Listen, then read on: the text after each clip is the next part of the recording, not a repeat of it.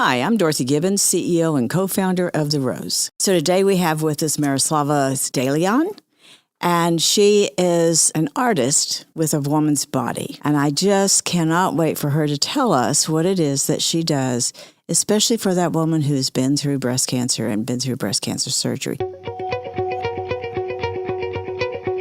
Let's talk about your breast. A different kind of podcast presented to you by The Rose, a breast center of excellence and a Texas treasure. You're going to hear frank discussions about tough topics, and you're going to learn why knowing about your breast could save your life. Join us as we hear another story and we answer those tough questions that you may have.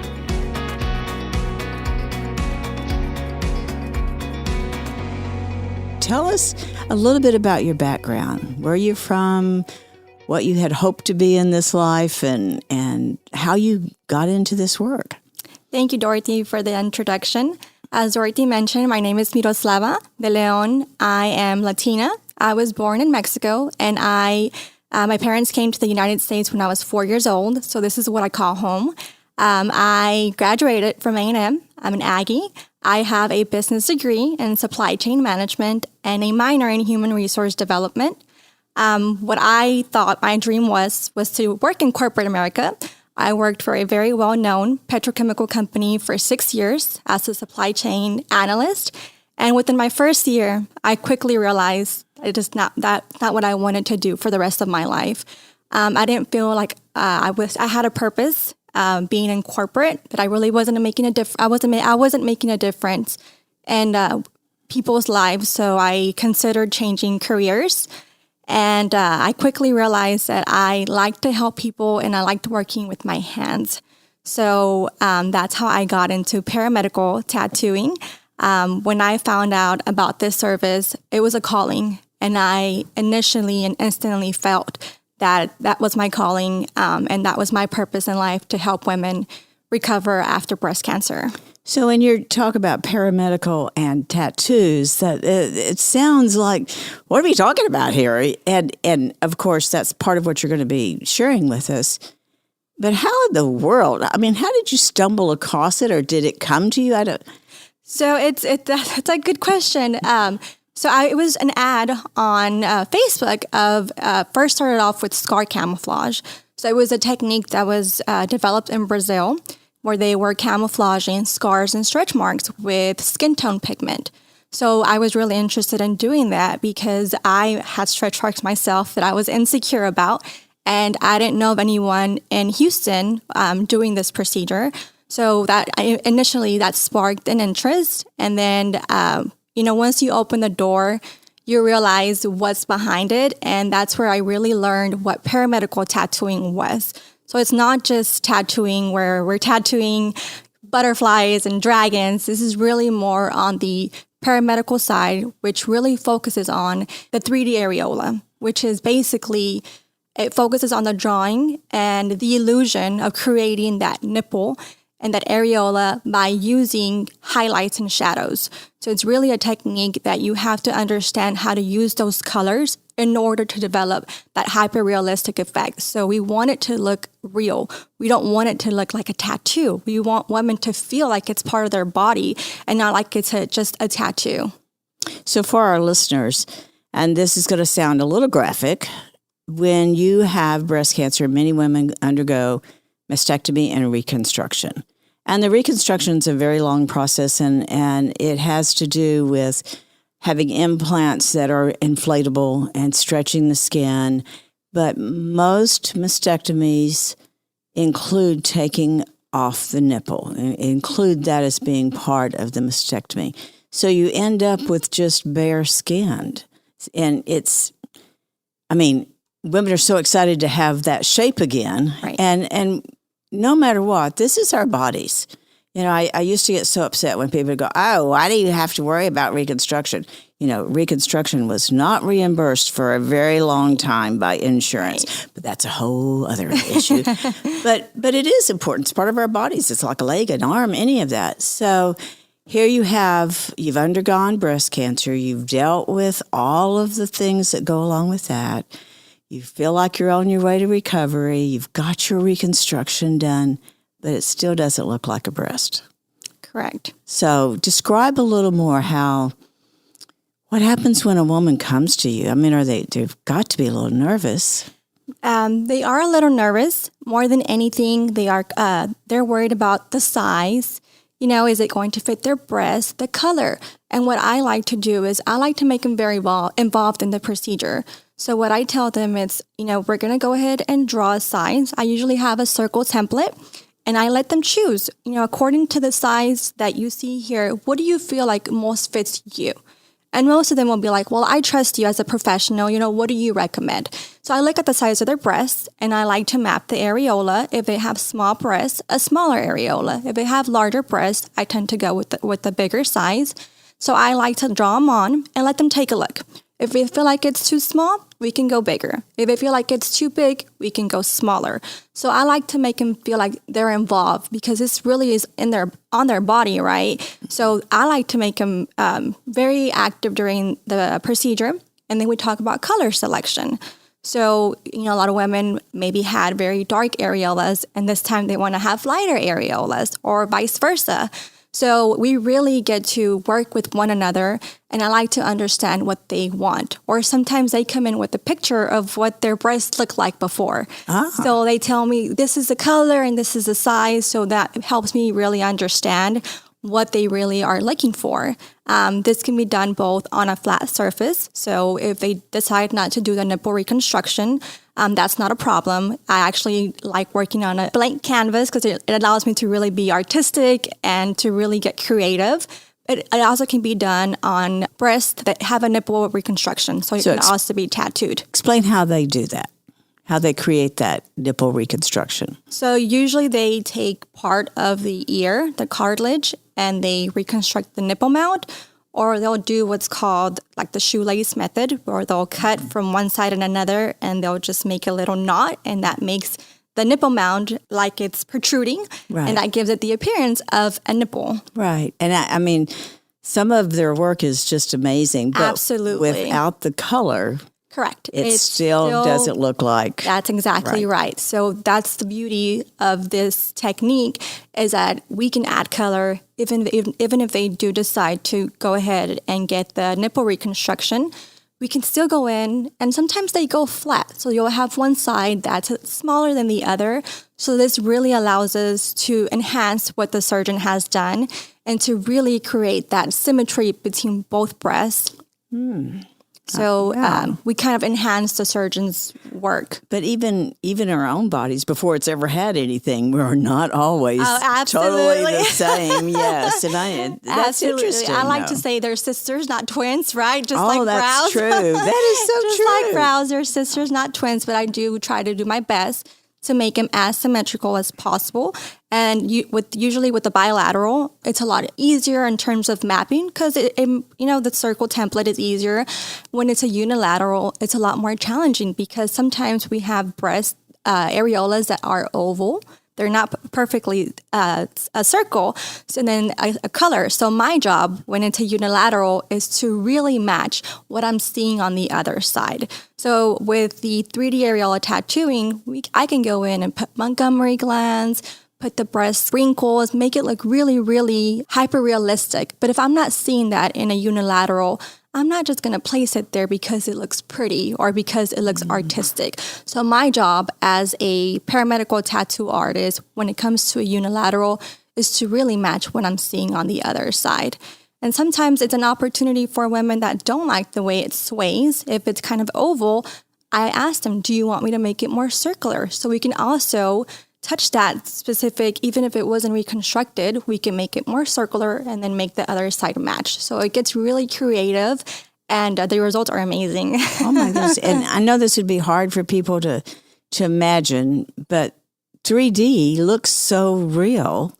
I can't compare it to anything to create that image, but we've all seen the 3D pictures that look like you're falling into something or you're going downstairs from a sidewalk. And that technique, it has to be very delicate or, it's hard to imagine. It's really understanding the shadows and the highlights. That's what really makes the illusion of it being hyper realistic or like the nipple is protruding, is basically understanding where the highlight, which is the lightest part, and the shadow go. So if you think about it as a circle where the light hits it, that is the highlight. And then there's a shadow that's left behind, just like we can see with this cup. So that's really the concept behind the 3D tattooing. Interesting. How many different colors would you use?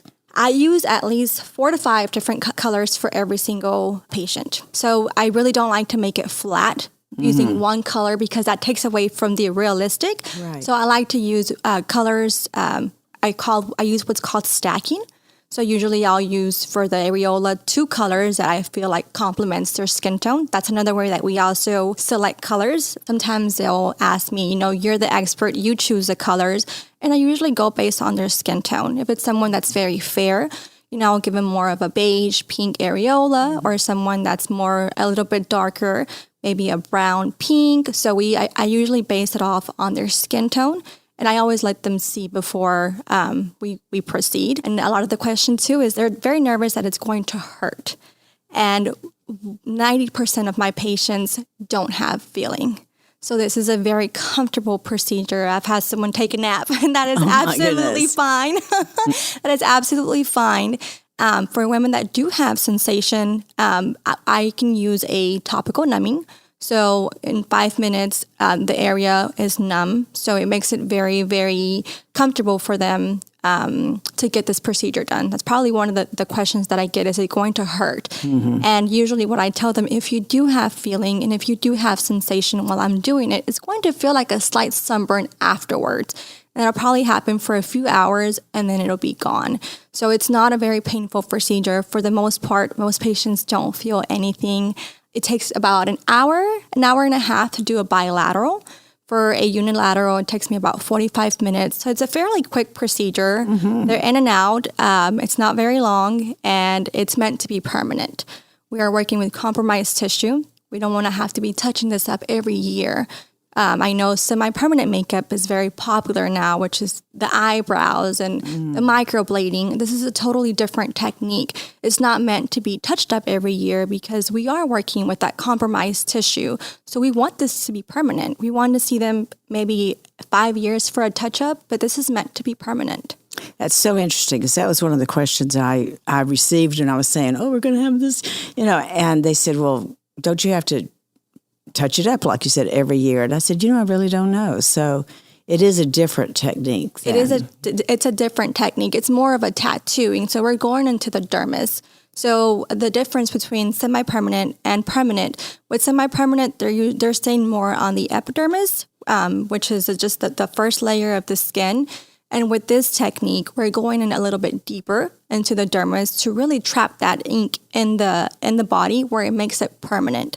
Now, when they get their first session, it's going to fade about 30 to 40%, and that's normal for any tattoo.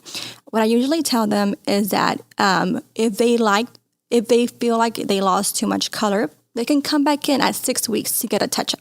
Oh, okay. So we want to wait at least 6 weeks to make sure that the skin has fully healed, and now I can really see how much retention the body has held. And they usually come back at 6 weeks for their touch-up, and usually I don't see them for 3 to 5 years is usually what I would say, just as a color refresher, not really doing the entire procedure again, but just kind of like a color booster, just with any tattoo.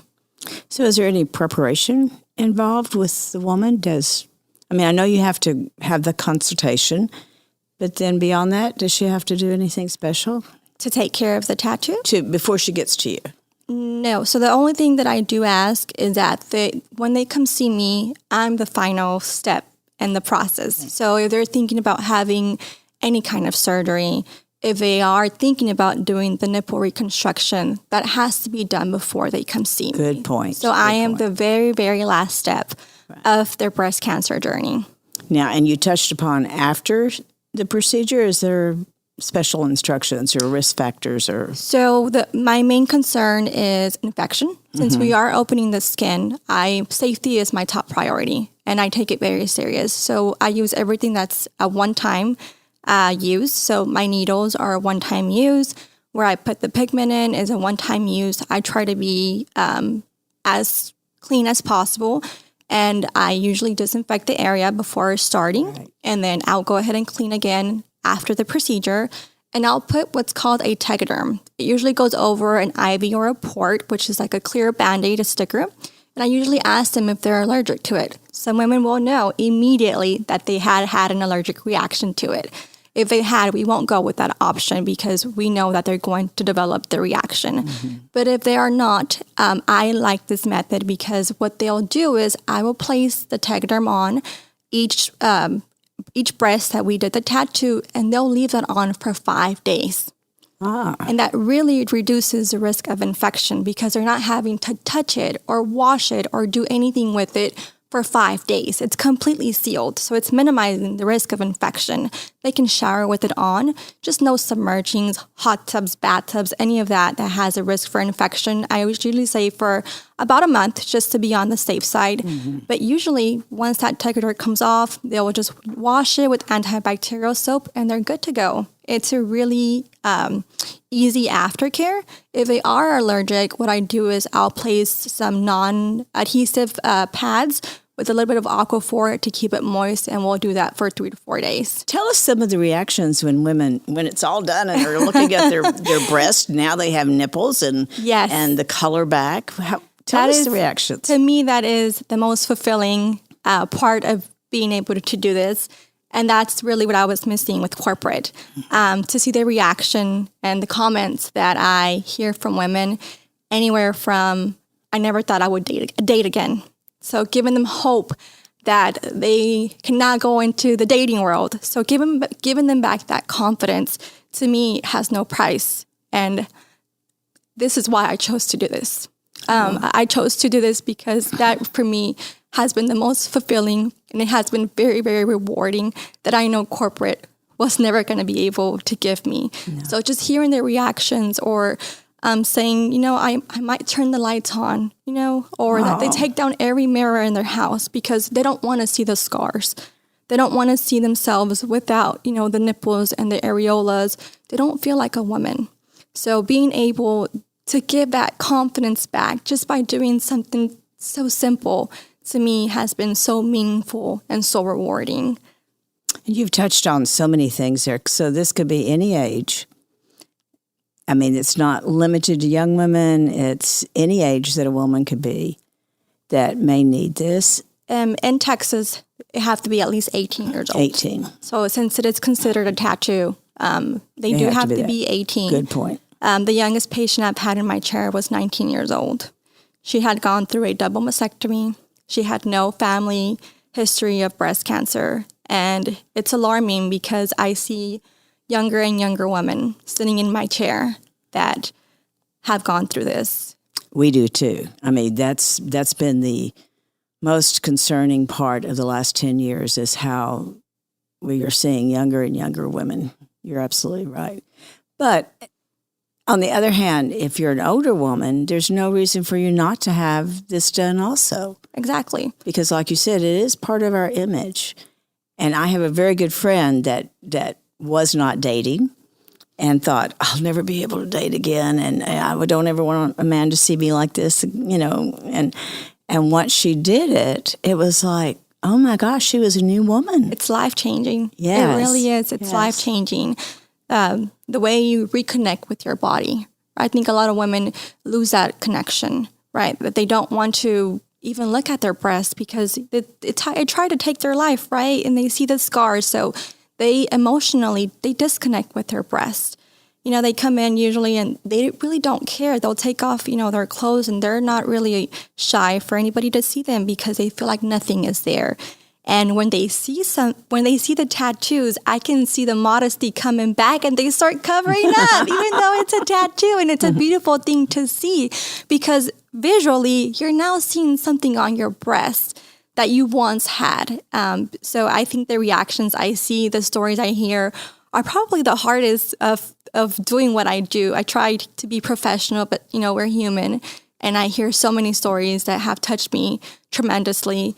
And just to be able to be part of their journey has been a blessing in my life. Oh, that is so in many ways profound, honestly, because we don't realize how much something like that means. Correct. And there's no way that anyone, I'd say this to any lady, any woman, there's no way to let anyone minimize how you feel. It is too important for your recovery. Correct. Too important for your life and your quality of life. So earlier you said something, this isn't covered by insurance? Yes. So for women that have insurance, and of course it depends if they've met their deductible, if it goes with the, there's certain rules, but usually insurance does cover this procedure after the Breast Cancer Act was passed. The 3D areola tattooing, it is covered in their insurance. And how do you handle women that don't have insurance? We do a very discounted rate for them. So depending if it's a bilateral or a unilateral, we make it very affordable where anyone can get this done. That's so good to hear, because so many of our women, do not have insurance, or they are low income, and this would not be high on their priority list. Correct. But boy, what a difference it would make in their life. It really does make a difference. And it's quite surprising that not a lot of women know about this. When they get to me, they're like, my daughter saw you on Instagram and she shared your page with me. And to me, one of my missions is, how can I do a better job at raising awareness and making women aware that this is an option? And there's women that really, they don't see a need for it. And that's okay. If you don't want to get this procedure done, that's okay. And it's a beautiful thing that you are able to accept your scars and you're okay with that. But for some women, it really does make a big difference. And the fact that a lot of doctors don't even know about this either. That they come to me and it's been 10 years since their breast recon. And they're like, I wish my doctor would have told me that this was available. So I'm trying to find ways and avenues of how can I be more active in our community about spreading awareness, really making this known, that this is an option and that they don't have to stop after the breast recon, that there's one last step. I call it the cherry on top of the cake, where it really seals everything and it really makes it it makes the cake complete. They don't have to stop at the breast recon, and this really, really makes a very positive impact in their life. And I want more women to know that this is an option. Well, I tell you, the Rose is just honored that you're here with us today and that we could share with our audience, all that you're sharing with us today. This is so incredibly important. And like you said, it's not well known. And it's here. It's now. You don't have to wait. Yes, absolutely. Wow. I'm honored to be here. I really am. I have followed the Rose, and I have, heard of the Rose and how it really does make an impact on the community. And for me, it's an honor to be here. Thank you so much. Now, like I said, a lot of our women also are Spanish speaking. Is there anything you would like to say to that Spanish-speaking woman who may be very undecided about doing this, or doesn't even know it exists, or wants to know more? So I think I speak for the Latino community in general, and I'll say this in Spanish, but I want to say this in English. Tattoos are kind of looked down upon. I think it's more of a cultural, mindset that tattoos, on a woman is not very womanly. And this is a medical tattoo. This is not just a regular tattoo. So I think for women to understand that this is a medical tattoo that really makes a difference in their life, it's okay. You're doing this for yourself and for nobody else. So for my Latino community, mi nombre es Miroslava. Y les quiero decir que soy una artista paramédica que me enfoco en lo que es la restauración de areola 3D. Para las que no saben, es un tipo tatuaje que es la ilusión de un pezón y una areola. Y aquí estoy disponible para la comunidad latina, para que las personas que ocupen de mis servicios. Sería un honor para mí poder trabajar con ustedes. Thank you. Thank you so much for sharing that. And we'll be sending this out, and, and we do have Spanish-speaking support groups, And I guarantee, I doubt that anyone in that group even knows that this is available. So I can't wait. I would love to be involved in any way. If I could come to a support group and maybe do a little presentation and educate them on what this is, what this looks like. This technique has come a long way. It's been around, but I think throughout the years, we've learned how we can make it better. So I think maybe a lot of women, when they think of a tattoo, they think of the old method and what it used to look like back then. So when I'm finished doing the procedures, I'm like, oh my God, it looks so real. Like, yes. And that to me, I've done my job, right? As a tattoo artist, paramedical tattoo artist, to hear those words that they look so real. That's really the whole purpose behind it. It's to make it look real and to make it look like it's part of your body, not that it's just a tattoo sitting there. So I think a lot of women are not educated on what it looks like or how has the procedure changed over the years. So I would absolutely love to come to any support group meetings, kind of do a presentation on it to kind of show them what it is, educate them, answer questions that they might have. I would love to be involved in any way possible. And we'd love to have you. Tell us how we can find you. My website is concealtouch.com. My email is info@concealtouch. That's concealtouch.com. My Instagram is concealtouch_by Miroslava. And you can always reach me by cell phone at 832-433-2191. I'd love to answer any questions or help in any way possible.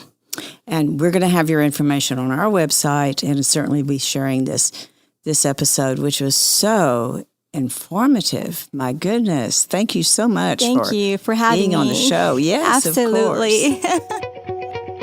So that wraps it up for today. And don't forget, we're doing an episode every single day. You're going to get your daily dose of Let's Talk About Your Breasts during the month of October. October is the month of pink, and for The Rose, a breast center of excellence, that means we'll be airing podcasts every day in October to celebrate Breast Cancer Awareness Month. You'll be hearing from longtime firefighter, senior captain, and breast cancer survivor from the Houston Fire Department. You'll hear how making clay heads was part of her treatment. Be sure to share with family and friends because there's a little something for everyone. To find out ways to help The Rose, visit our website at therose.org. And remember, self-care is not selfish, it's essential.